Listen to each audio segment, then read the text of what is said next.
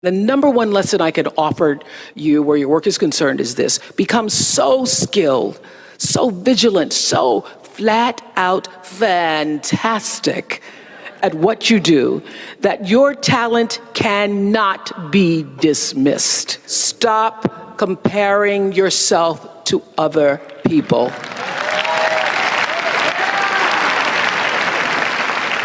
You're only on this planet to be you, not someone else's imitation of you. Your life journey is about learning to become more of who you are and fulfilling the highest, truest expression of yourself as a human being. That's why you're here.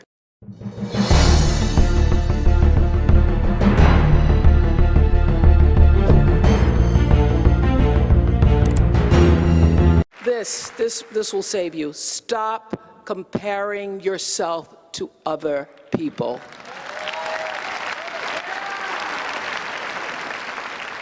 You're only on this planet to be you, not someone else's imitation of you. I had to learn that the hard way on the air, live, anchoring the news. One night in my 20s, when I first started broadcasting, I was 19, moved to an anchor by the time I was 20, and I was just pretending to be Barbara Walters. I was just trying to talk like Barbara, act like Barbara, hold my legs like Barbara. And I was on the air, and I hadn't read the copy fully, and I called Canada. And I did that on the air. I cracked myself up because I thought Barbara would never call Canada. And that little breakthrough, that little crack, that little moment that I stopped pretending allowed the real me to come through. Your life journey is about learning to become more of who you are and fulfilling the highest, truest expression of yourself as a human being. That's why you're here. You must have some kind of vision for your life. Even if you don't know the plan, you have to have a direction in which you choose to go. I never was the kind of woman who liked to get in a car and just go for a ride. I had a boyfriend who would say, let's just go for a ride. I want to know, where are we going? Do we have a destination? Is there a plan, or are we just riding? What I've learned is that's a great metaphor for life. You want to be in the driver's seat of your own life, because if you're not, life will drive you. You are responsible for your life. And if you're sitting around waiting on somebody to save you, to fix you, to even help you, you are wasting your time, because only you have the power to take responsibility to move your life forward. And the sooner you get that, the sooner your life gets into gear. You have a talk show or not, whatever you're doing in your life, you need to surround yourself with people who are going to stimulate, inspire, and lift you up, who are going to give you energy and not take energy away from you. And if you're around people who are taking energy away from you, that's an energy drain. And that is the sign from your instinct, your inner voice, your intuition to say, let them go. People don't always like you, and they're not always happy for you. And if you surround yourself with people who are not accustomed to your success, they become fearful, they become scared, because you are reflecting back something to them that they don't recognize. People who want the best for you want you to be your best.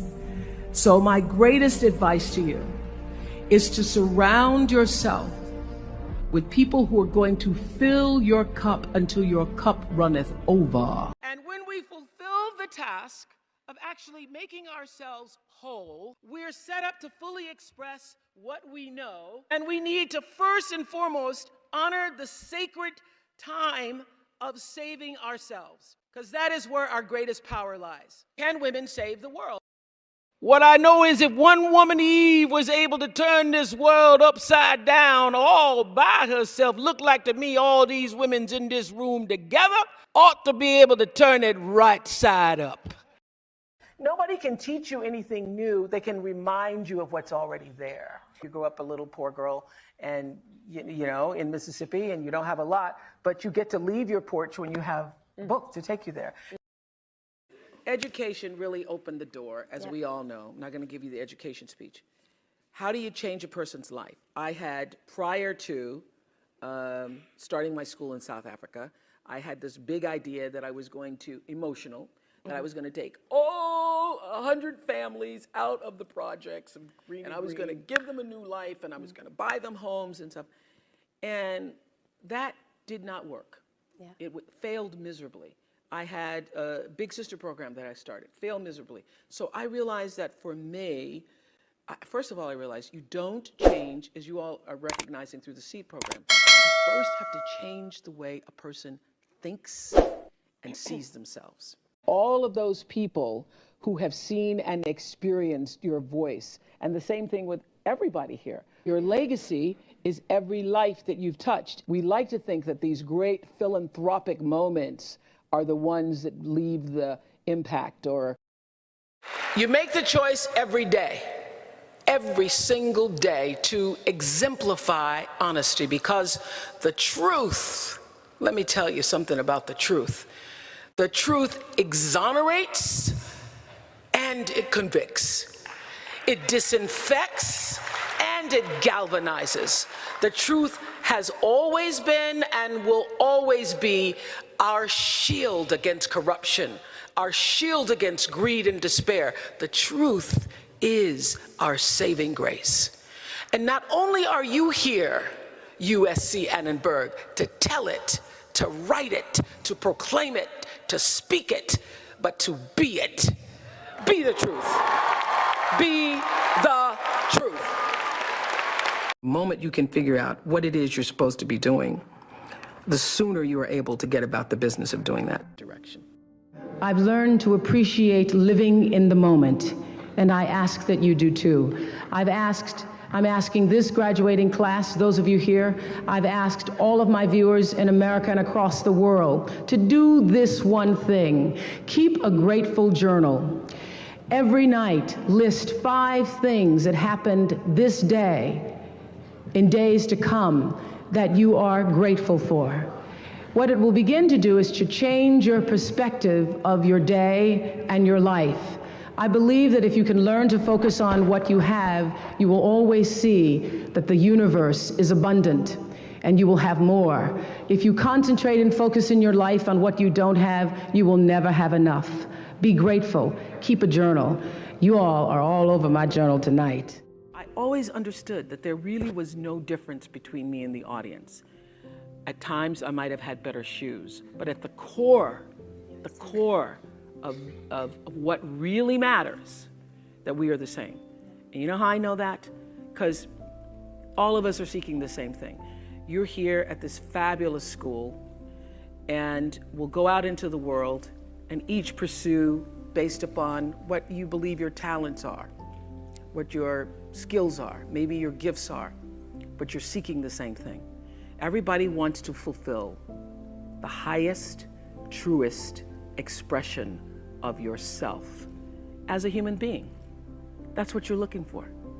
The highest, truest expression of yourself as a human being. And because I understand that if you're working in a bakery and that's where you want to be, and that may be what you've always wanted to do, is to bake pies for people or bake cakes for people or to offer your gift, then that's for you. And there's no difference between you and me, except that's your platform. That's your show every day. So my understanding of that has allowed me to, to reach everyone. And there's no way that you wouldn't, because that's what I truly feel. Close your eyes for a moment, will you please? And breathe with me. Just close your eyes. And if you will, put your thumb to your middle finger and gather your other fingers around, and let's feel the vibration and pulse of your personal energy as you take 3 deep breaths with me. Inhale. And as you exhale, just feel the vibration energy, blood pulsating through your body, through you. And another inhale.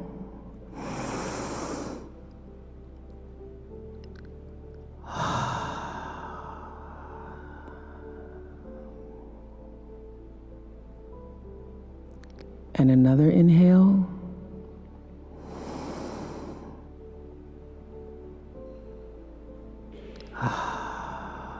And keep your eyes closed. And let's just think about this day. This day that you have been graced to breathe in and out thousands of times. This day where many of those breaths were taken for granted. You just expected the next one to come.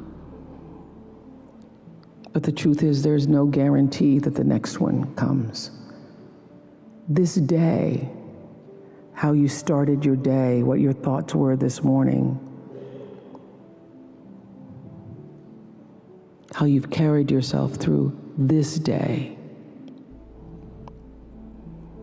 how you've been allowed to have encounters and experiences, some challenging, some more life-enhancing,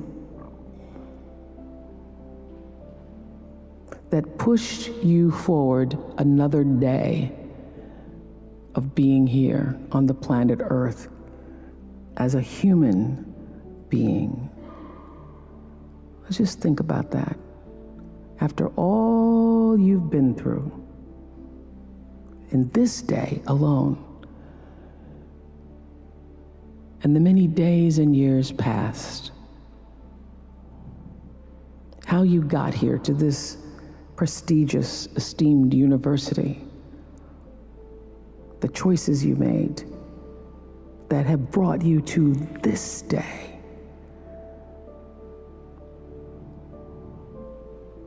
Open your heart and quietly to yourself, say the only prayer that's ever needed. Thank you. Thank you. Thank you. You're still here. And you get another chance this day to do better and be better. Another chance to become more of who you were created and what you were created to fulfill.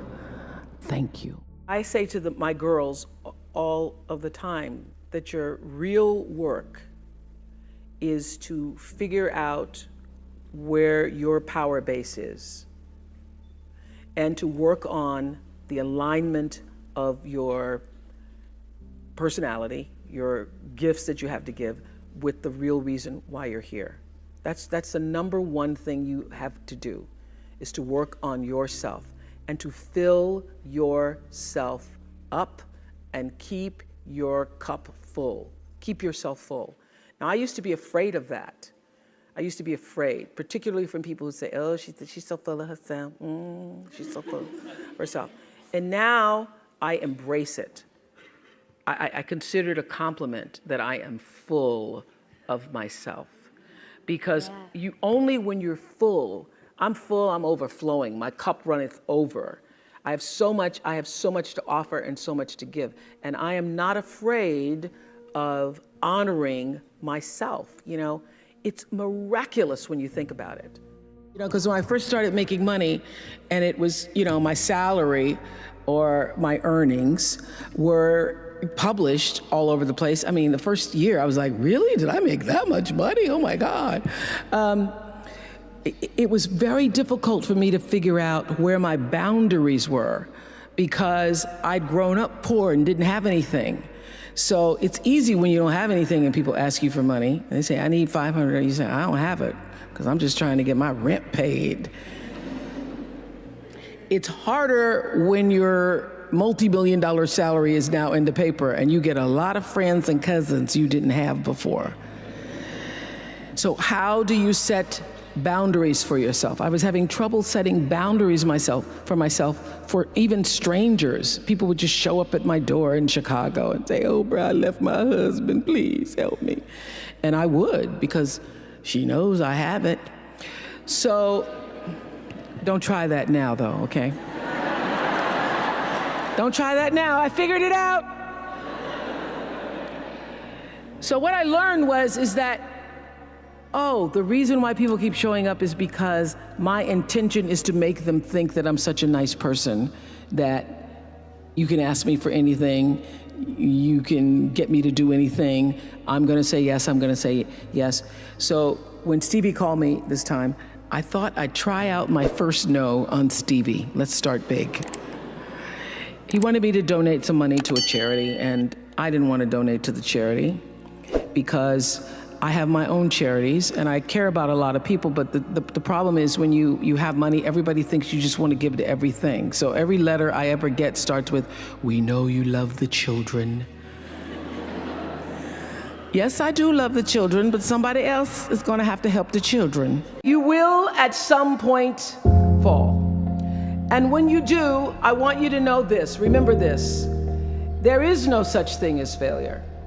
Failure is just life trying to move us in another direction. Now, when you're down there in a hole, it looks like failure. It's really okay to feel bad for a little while. Give yourself time to mourn what you think you may have lost. But then, here's the key. Learn from every mistake.